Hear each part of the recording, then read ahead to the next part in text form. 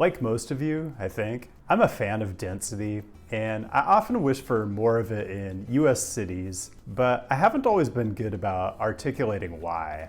So today I'm using Valencia, Spain as a kind of laboratory to talk about potential downsides of density, arguments in favor of it, and a few thoughts on the 15-minute city, which I think is having its 15 minutes right now, and it's all coming up next. This is CityNerd, weekly content on cities and transportation.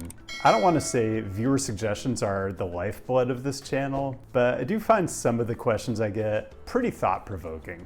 Like this one I got on Patreon about the characteristics that support good urban transit service. Isn't exactly what I'm doing today, but as you're gonna see, it's tightly related. So I am in Valencia right now, and one thing it took quite a while for it to dawn on me was that kind of like Paris, kind of like a lot of European cities, you don't really get proper skyscrapers within the city limits, but it does feel like just about everything in the city is at least 6 stories high. I've walked just about every neighborhood here, and I haven't seen a single detached family home. In fact, this is probably what passes for low density in Valencia, and there just isn't much of this even. So in the US, we kind of take it for granted that bigger cities like New York and Chicago are going to be relatively dense. But when it comes to a more mid-sized city, which Valencia is, we don't expect much density at all. Well, let's do a little side-by-side comparison. 3 cities that have very similar populations. A couple of them I've lived in recently. Sprawling, car-dependent Las Vegas. Population of about 640,000 in the city proper, which works out to a density of around 4,500 people per square mile. And progressive urban utopia of good planning and sustainable transportation, Portland, Oregon, about 650,000 in the city, and a density of about 4,900 people per square mile. Wow. And here's the city where I'm living now, at least temporarily. Valencia, Spain, about 790,000 in the city proper, and a density that's 3 or 4 times that of Portland or Las Vegas. Keep in mind, all 3 of these are the central cities of metro areas that are 2 to 2.5 million people, so this is very apples to apples. I am really focusing on cities proper today. And yeah, you can find single-family homes in European suburbs, but I didn't want to do a suburbs comparison because honestly, suburbs just aren't that interesting to me. And the type of people who prefer suburbs probably aren't going to be interested in this channel anyway, so everyone wins. Anyway, if you care, suburbs in the EU are designed differently from what they are in the US, and you can find good videos on that topic from significantly better YouTube channels than this one. What I want to talk about today, though, is why cities in the EU have so much more density than comparably sized US cities and why it matters. So let's go over some of the basics of how the dynamics of home ownership, renting, and housing type play out in a country like Spain as opposed to the United States. First of all, people here in Spain live in flats to a degree that's even disproportionately high for Europe. Nearly 2 out of 3 people here live in multifamily housing. In the US, that number is not even 1 out of 3. And you might say, well, Spaniards live in apartments because that's what's available and they don't have much choice. And they're all probably renting because it's like a quasi-socialist state. To be honest, I don't know what you all think, but you might be surprised by the actual home ownership rates.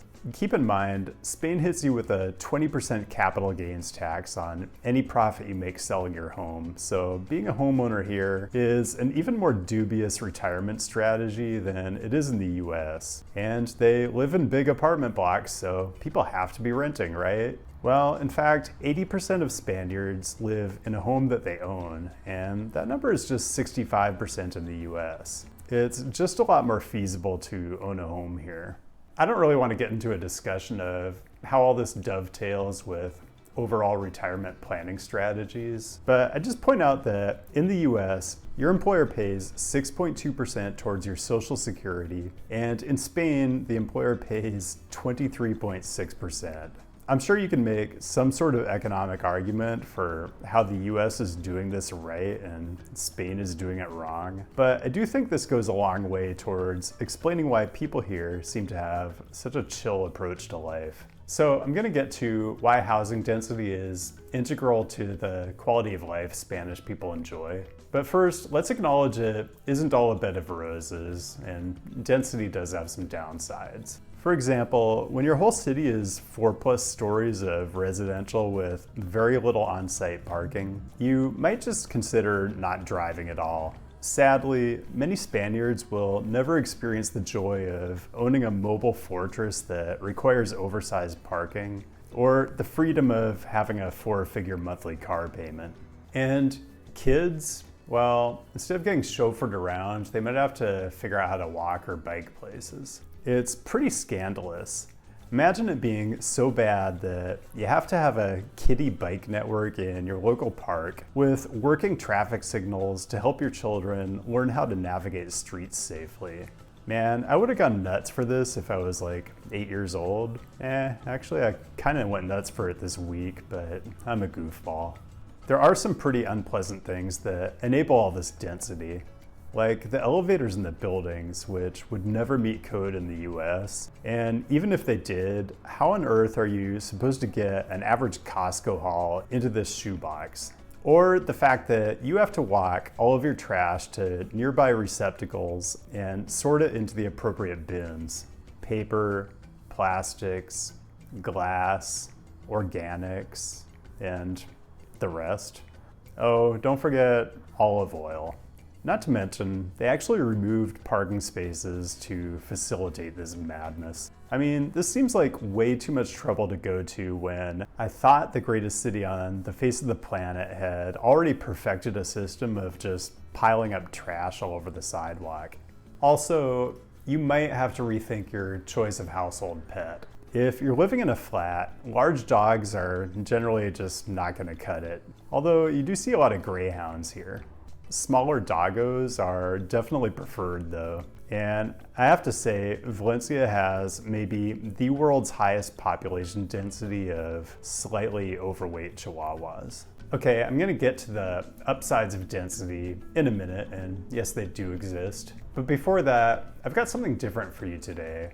Instead of groveling for likes, subscribers, followers, and patrons, well, I'm still gonna do that. But I do have a recommendation for you. I'm not really someone who promotes anything, except for myself, but even that I'm not very good at. But one thing you might not know is I really do enjoy the work of other urbanist creators. I've mentioned RM Transit and not just bikes in other videos, but today I want to kind of give special appreciation to the work Dave Amos does on his City Beautiful channel. One of the pieces I've really enjoyed recently is this one in the Great Cities series. It's nominally about the history and the design of Central Park, but it's also about how cities make decisions to allocate large swaths of land for public use, for recreation, socializing, or even just spending a contemplative hour by yourself, and how they think about designing green space to accommodate all kinds of different uses. And as with all of Dave's videos, you always feel like you're in the hands of someone who actually knows what they're talking about, which I'd think would be a welcome change up from watching my channel. Oh, did I mention this one's a Nebula original? Yeah, you have to be subscribed to Nebula to watch this one. So that's what I'm promoting today, and make no mistake, this is still self-promotion because if you didn't know, CityNerd is now on Nebula. And what that means is all my stuff is available there ad-free, and like a lot of other creators, you're likely to see me doing early releases there, branded Nebula first, and possibly some Nebula originals. If you wonder why Nebula is important enough for me to do this rare sales pitch, it's because it's a platform that opens up a world of possibilities for what I'm doing. Nebula is extremely supportive of the urbanist creator niche, both by building our capacity to produce content at a higher level, and by the fact that the platform was developed and is owned by us, the creators. That means when you subscribe to Nebula, you're supporting us directly rather than the kind of convoluted, ad-driven way this all usually works. In other words, with Nebula, I've got a direct stake in the success of the platform. So here's how this plays out. If you sign up for Nebula with my link down in the description, I do get a cut of that subscription, so it's a great way of supporting me directly, and it helps out the other creators too. But it's really a win-win. The link will get you Nebula for a low $250 a month, which gets you not only all the great content that's on Nebula, including all the Nebula firsts and Nebula originals, but now you get Nebula classes where the creators really take you behind the scenes and show you how they create. It's like getting inside the head of the person whose videos you watch. It's kind of fascinating stuff since the platform is just loaded with super smart, talented folks. You won't be disappointed. Okay, let's come back to this Patreon question I got, and I'm afraid I just don't have any one-size-fits-all answers to this because every city's situation is different. What I will say is density and transit is a bit of a chicken and egg situation, but they do very much go hand in hand. If your population density is closer to 4,000 or 5,000 per square mile, you're gonna struggle to generate the ridership that justifies fully grade separated rail or good service frequency. If your population density is 15 or 20,000 per square mile, a whole lot more stuff is just gonna pencil out. So having a level of transit service that makes it possible to live car-free is one powerful benefit of density. But let's talk about something else density gets you. Something that might revolutionize your life even more, which is literal supermarkets seemingly on every block. And I'm not talking about glorified 7-Elevens or whatever New Yorkers call them. These are the supermercados that are within a few blocks of where I'm renting an apartment right now. There's actually a Consum downstairs, which is a grocery chain that's got basically everything you'd look for in a supermarket. Fresh bread, fresh fish, canned fish, lots of produce, delicious and healthy breakfast cereals. And you know, if this Consum wasn't literally on my block, the next closest one was gonna be on the next block. It's pretty mind-blowing, the density of Consums, Mercadonas, other chains, and just classic mercats or mercados in this city. Contrast where I lived in the Vegas area, which was a mile to the nearest Kroger's type store, which is pretty funny since I specifically picked this location because it actually had significantly better proximity to shops and restaurants than you'll get most places in the Las Vegas Valley. Look, I've been trying as hard as I possibly can to avoid all this stuff about 15-minute cities, but I understand that there are people who would tell you that living a mile or two from the nearest grocery store is freedom, and living a 2-minute walk from a grocery store is tyranny. All I can say is political and cultural polarization leads you to some very weird logical places. There are other things it's important to have within a tight radius of where you live. I'm talking about places that satisfy deep human needs, like the near universal craving for fried dough snacks. Admittedly, this isn't a year-round phenomenon. Churro stands pop up during the Fies celebrations, which, if you don't know, are an ancient quasi-pagan, I guess, tradition Valencians partake in to herald in springtime, and mostly just light stuff on fire. Honestly, if your city isn't blowing stuff up in the main town square on a regular basis, you're probably doing urbanism wrong. To wrap up, I'd just point out that this kind of smart, walkable, mixed-use urbanism is actually legal to build in many American cities. The problem is it's usually only legal within a few very particular comprehensive plan designations in the city code, which apply to a very limited number of nodes and corridors. And that is all I've got. Thanks for joining today, and special thanks to the patrons who did partially fund this stay in Valencia. Spending time here has given me a new appreciation for the wonders of living in what's honestly more like a 5-minute neighborhood. Alas, it is time to move on to the next destination, but I will continue cranking out the Spain-related content along with my usual stuff.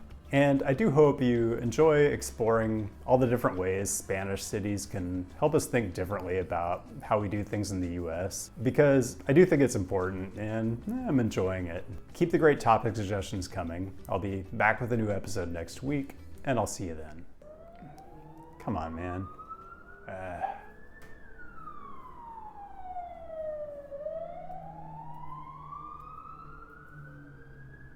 Are you serious now?